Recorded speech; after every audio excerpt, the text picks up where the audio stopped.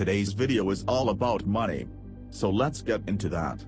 But before we get started, hit the subscribe button and enable the bell icon if you are interested in crypto, stock forex and the whole financial markets.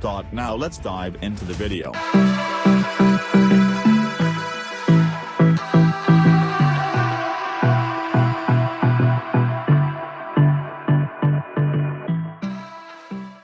All of our money I'm going to focus on the United States in this video only, because they're the world reserve currency. But everything in this video affects all of us because the central banks around the world are all doing the same thing. With that being said, let's begin. Around the world today we see central banks printing money. So here's a question. We're told from young age that money is hard to come by. We should study to work our whole life to earn it. How then can all this money suddenly come from nowhere? How is money created? Who's going to pay it back? What exactly does all of this mean, and what's going to happen next? In this episode we'll explore the three ways that money's been created and some of the consequences that are going to happen. I'm also going to show you the true origins of wealth inequality. If you watch this episode the whole way through, you should have a well-rounded idea of what's going on today. It's important for people to know. I'm really just trying to help with that. This journey starts off simple enough, but by the end you'll start to see the insanity of what we're dealing with. You are watching financial empire created by government and practice it's outsourced to the central bank, royal mint, but controlled by the government. Physical money comes in two forms, either paper money or coins. This physical money is a tiny fraction of the economy, and in many economies this kind of money only makes up about 3 to 8%. This physical money is created in order to meet the obligations of private banks. When you go to an ATM and try to withdraw cash, banks need to make sure that they have enough cash in order to meet those obligations. So let's take a $10 note for example. It costs approximately 3 cents in order to print this note. This may cause problems, as we'll see later in the episode. So to recap, the government creates physical forms of money like notes and coins. Only about 3 to 8% of money is made this way. Sign ridges the income from that physical money. This income is both a benefit to the government and the taxpayer. It reduces that for the government and reduces the burden on the individual taxpayer. The reason governments don't create more of this money is because of the inflation risk from politicians' decisions. Let's move on to number 2. Private banks and debt-based money. The vast amount of money created today is done by the private banking sector. In most developed economies, about 97% of the entire money supply is created digitally by banks, and therefore most money in the world is privatized. Banks invented digital money when they managed to persuade lawmakers. After many early bank runs, a bank run is an event where depositors try to get their money out all at once, but the banks don't have it from these events.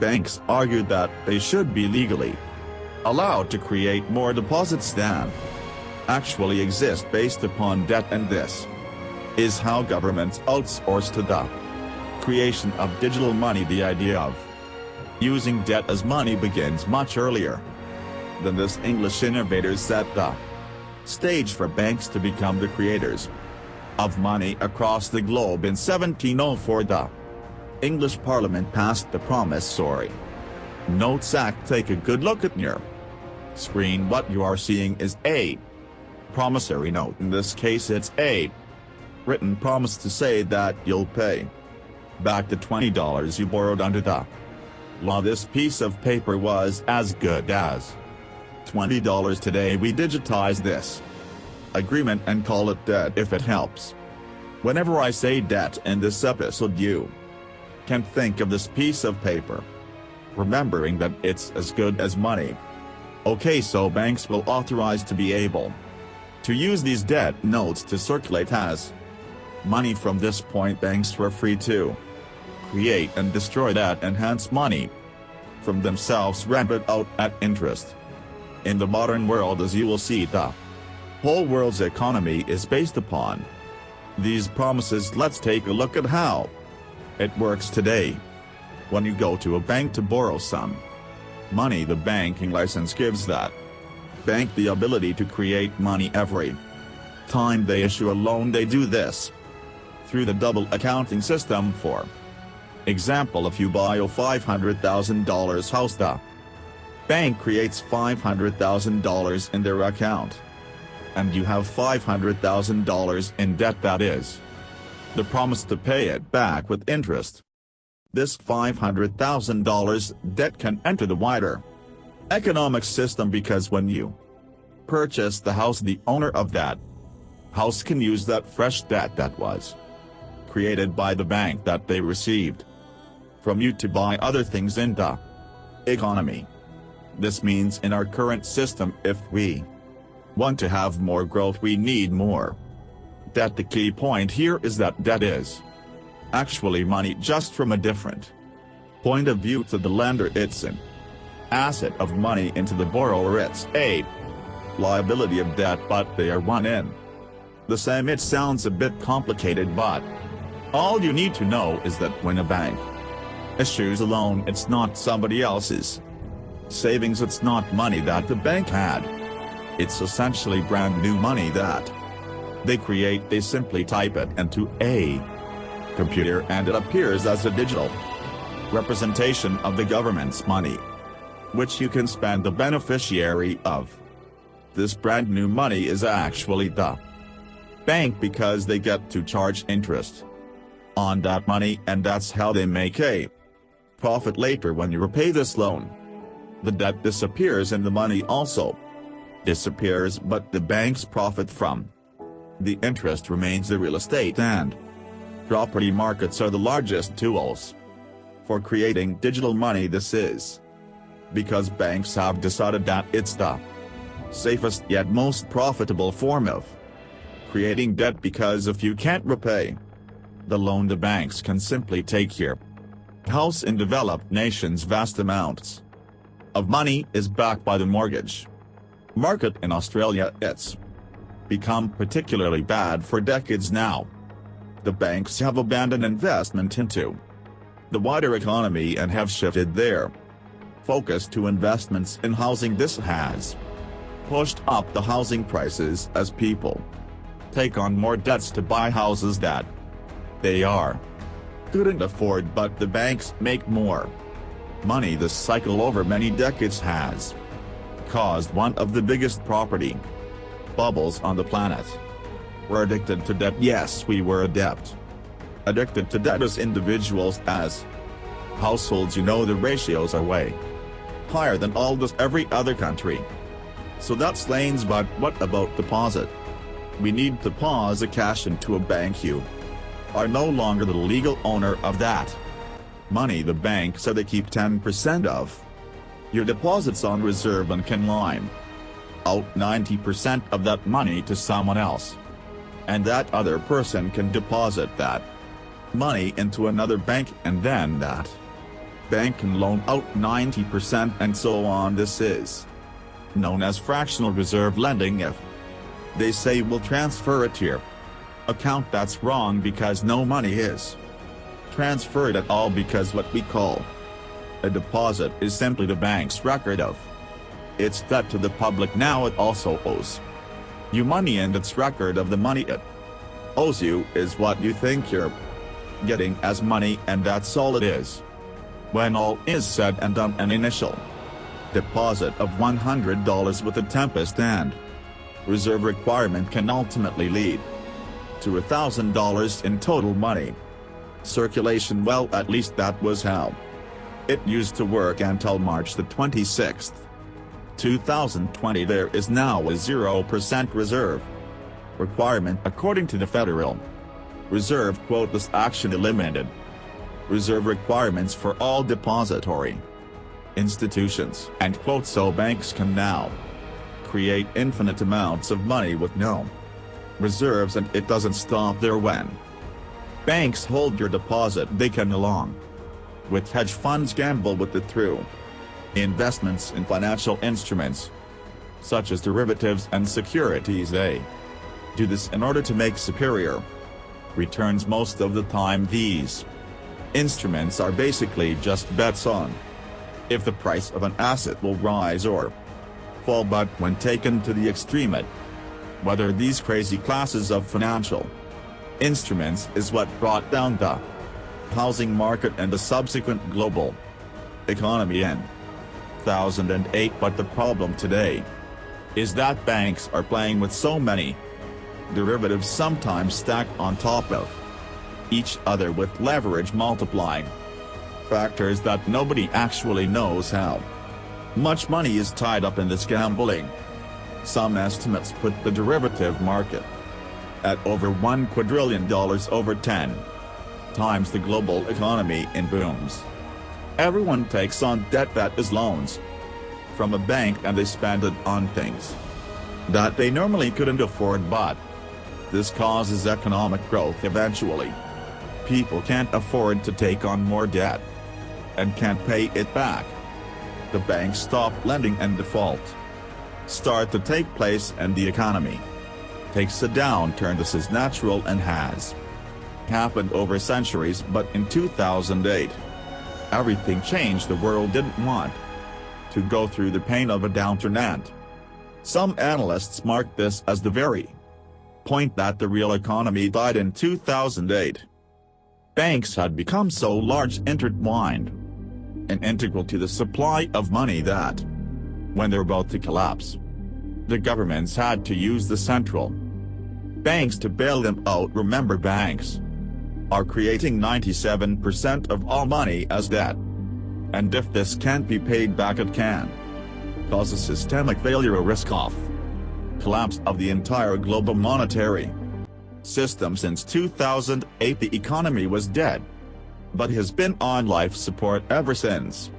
A decade of hyper-low interest rates, which basically made the cost of borrowing money free of cost market distortions so large that it has compounded the entire problem. There were short-term gains for the consequence of long-term pain.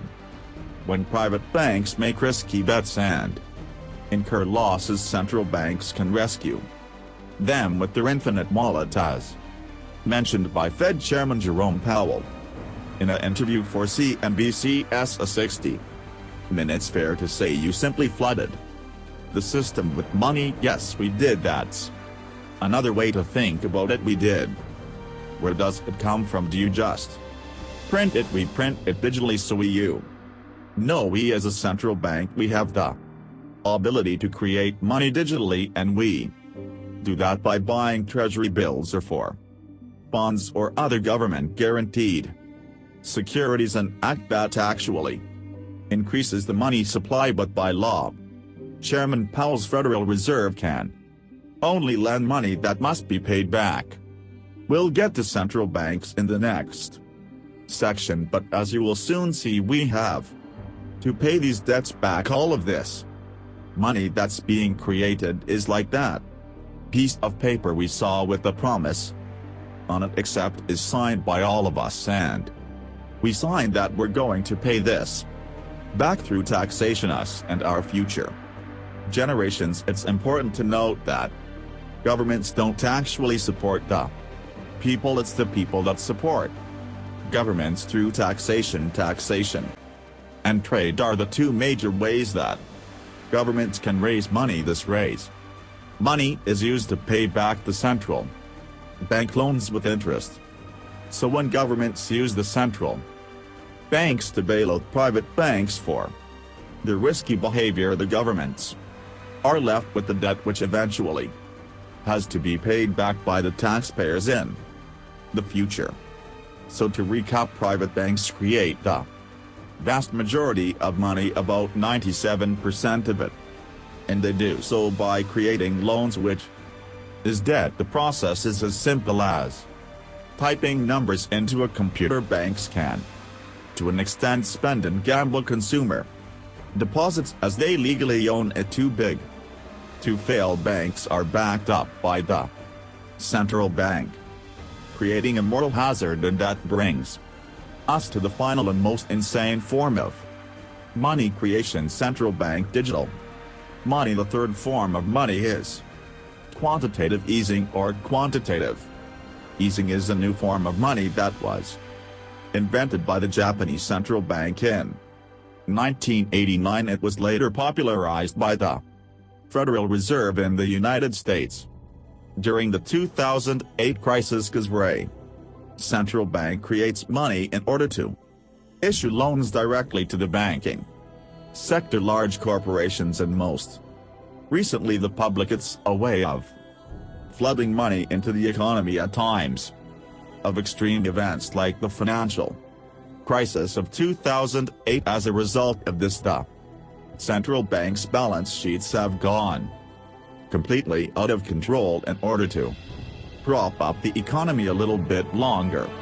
In 2008, during the crisis, and the first time this was tried outside of Japan, the $700 billion bailout of was very controversial. Bailing out Wall Street is the only way to save Main Street, so says the president. The house of cards was much bigger beyond start to stretch beyond just Wall Street. That's how the president defended one of the largest proposed financial rescue plans in U.S. history. Treasury Department and congressional staffers are working through the weekend, hammering out the details. The president's plan would allow the Treasury to buy up to $700 billion worth of bad loans, like many of those subprime mortgage deals.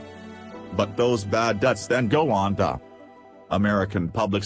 Congress will have to raise the legal limit on the national debt from $10.6 trillion to $11.3 trillion. It was thought to be a one-off emergency scenario, but over the next decade the Federal Reserve was unable to reverse it. To give you an idea of how significant all of this was, it took from the foundation of America in 1776 all the way up to 2008 for the nation to attain less than $1 trillion in debt. By 2014 that number had expanded to $4.4 trillion, and since the onset of the COVID pandemic $3 trillion was added in the span of 3 months. Now the U.S. central bank is creating hundreds of billions of dollars in mere hours. It's seeming to have less of an effect. As it continues, we have a lot of good faith based on the prowess of the U.S. printing press. I mean the United States maintains reserve currency status. It's very money, though that's not real money, that's fake money. That's true, and I'm sure you're known as a fake money. Oh, really? I know, but it's all based on faith. How long is this? How long is a sustainable, though? How to go at that pace? The argument then becomes about the taxpayer who's pissed off and saying, let me get this straight, you can constantly bail yourself out, and you can constantly go print money with this quantitative easing. Why the hell do I have to pay taxes? Why do I pay taxes? These are the seeds of social unrest in this country.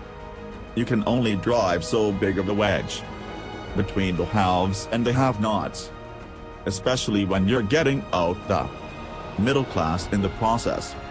The Federal Reserve monetizing the U.S.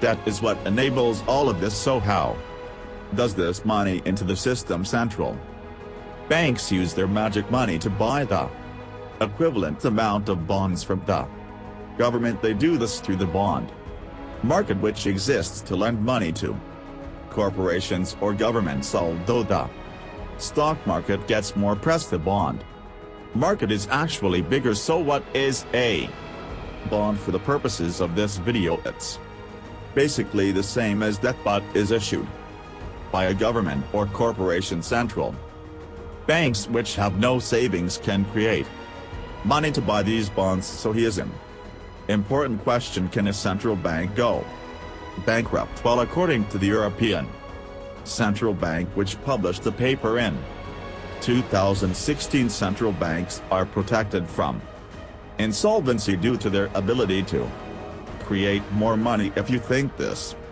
sounds a bit unfair, just wait. Governments in our current situation are stuck between a rock and a hard place. They can't raise money except for raising taxes, but owe trillions to central banks. The hope is that the borrowed money can kickstart the economy, but something else is happening. When central banks buy bonds given by the government or corporations, they can end up owning a lot of the world's assets. For example, the balance sheet of the Japanese central bank is bigger than the entire GDP of Japan. They own 80% of their stock market. That's right, the Central Bank of Japan is their stock market's largest shareholder. The Swiss central bank owns $90 billion in American stocks, including Apple, Microsoft, Google, and Amazon. When I first heard of this a few years ago, I simply couldn't believe it was legal. So these central banks are creating money out of nothing, and they can't go bankrupt, but yet they're buying real assets. Even a toddler can see that something is wrong here.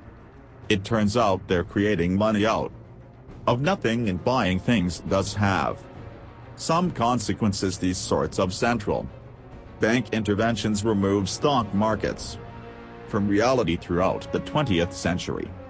The stock market actually used to reflect the economy, but recently that's gone completely out of whack. The US stock market has become almost twice as big as the entire nation's GDP, which literally makes no sense. Central bank intervention is the main reason why in April 20, 2013 million people became unemployed in the United States, but the stock market had its best month since 1987. The central bank printed trillions, gave it to banks and hedge funds with almost 0% interest rates. This money made it straight into the stock market, while the real economy barely got any help. Earlier we discussed that money printing leads to inflation, so why haven't we seen it yet? Well, we have.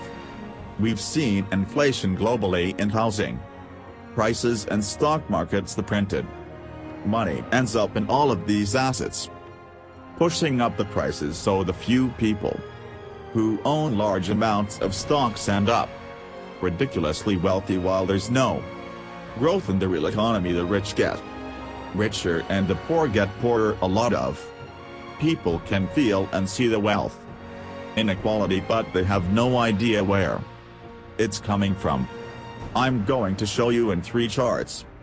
Since the 1980s, the wealth of the upper echelon of society has been tied to the stock market. Since 2008, when the economy went on life support, the stock market became glued to the Federal Reserve. The more they print, the more the stock market goes up, and the richer they become. Since 1980, their wealth has grown 420%. When central banks print money, the first recipients of that newly printed money enjoy higher standards of living at the expense of the later recipients of that money when inflation has already taken hold. This phenomena is known as the one effect. Experts believe that when the rich finally start selling their stocks and real estate so as to buy other assets in times of distress, the money velocity, that is the rate at which money changes hands in the economy, will start to pick up, and that is when we'll start seeing real inflation in the general economy. There is so much more to this, but I'll leave it here for today. So to recap, central banks have no savings in their account. They can't go bankrupt, but can create infinite amounts of money by buying government bonds. bonds in exchange of money for a promise that the government would eventually pay it back with interest. This money eventually must be paid back by future citizens of a country either through taxation or inflation. So what do we do? It's clear that people out there who have lost their jobs need help. Though just in my opinion, I think printing money is only a band-aid. The real solution was in the past. Decades ago, societies and nations should have focused on wealth creation instead of excessive housing financialization and gambling. That is, banks should have made loans to productive areas of society, small and medium businesses, entrepreneurs, education, manufacturing, innovation, research and development, all of these kind of things. Just imagine how our world would be today if banks invested hundreds of billions of dollars into these kind of things instead of property or gambling, or if the price of something will go up or down.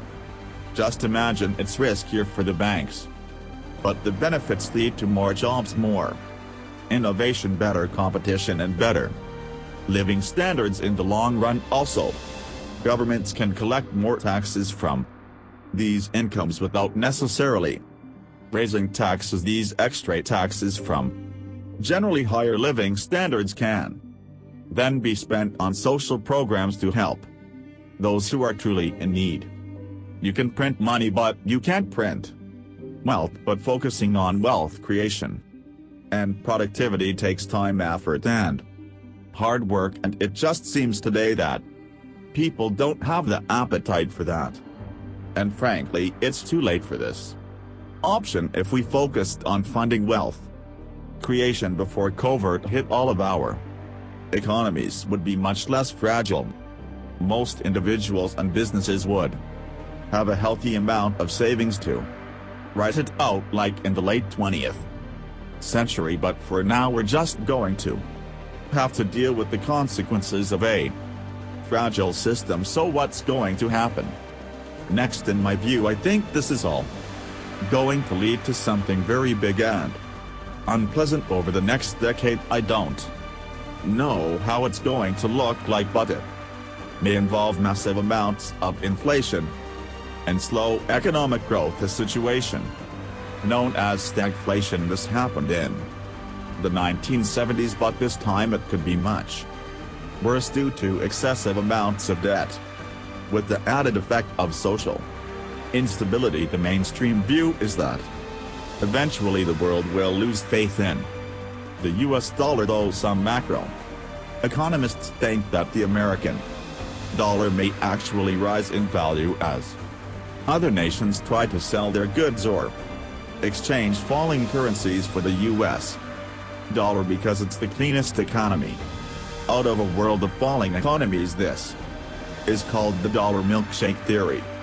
Some people think that digital stable coins will be able to solve a lot of problems. There are others still who argue that nations can print infinite amounts of money just as long as they keep producing enough goods to pay the interest on the debt that the government owes the central banks. The argument here is that the debt actually never has to be paid back, only the interest. This is called modern monetary theory. I can't comment on if this will work or not. I don't think anyone can, because it's never been tried before, but I can't help but think that this looks like another fragile solution. Small communities in Venezuela and a small town in Italy have taken the power back themselves and just issued their own currency. All in all, who knows what's going to work? I have no idea. On the bright side, all of the events to come might spawn massive reform, as I did learn while writing my book. Out of the worst circumstances, the best innovations arise. So what can the individual do? Obviously, I can't give financial advice. I'm definitely not qualified for that. But it might be worth thinking about converting some of your money into other Assets like stocks, crypto, gold etc. that aren't debt-based as a form. Bank can print gold. Bank of America and even Goldman Sachs, the last people on Earth hear you and think to be positive. I've seen gold's potential and they're calling it the money of last resort. Even other central banks like China and Russia have been buying gold in record amounts for years. I think they understand what's about to happen. If you're younger, you may be attracted to cryptocurrencies. Governments and the banking system are starting to take the technology seriously now. If you're more daring, you can play the central banks game against them. Study and invest in the assets that you think they'll cause to rise in price. Ultimately, I can't tell you what to do here. You have to think for yourself and research to find out what you believe is best. Problems surface, issues which you could see and understand. Looking at the surface, some would point the finger at capitalism, but you have to dig deeper. And when you do, you can see it's an unfortunate and untimely mix of the debt-based system, extreme financialization, moral hazards and a rampant Kantian effect that's causing extreme fragility and ever-increasing amounts of massive wealth inequality. Thank you so much.